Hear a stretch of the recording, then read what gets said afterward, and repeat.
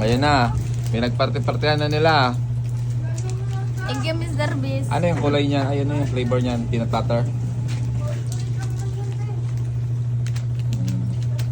Sarap. Sarap! Sarap Abay din. mo bata! Yung taga Yan, masarap din. Isa na ang taga laman. Oh, nakalabas si Hero ah. Ha?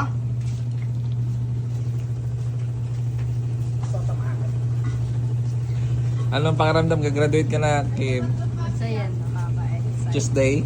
Ang grad pick mo? Yung kaso lilipat daw kayo dun sa akin. 3 days na lang. 3 tulog na lang. Kailangan mag-beauty rest ka. Tulog ka na maaga para wala kang eye bag sa picture. Gagraduate ka sa mag-aaral ng 5K. Ah! Okay. Eh, magbabudgeting. 5K, doon na stress eh, no? Awit. Eh, hindi na nakaabot ng ano, hindi na nakaabot ng graduate namin. Na-stress sa grad pick, no? Dahil sa project. Na, inuwi yung milk, chocolate, oh. Naglao, tatlo kanina to. Sa inyo isa.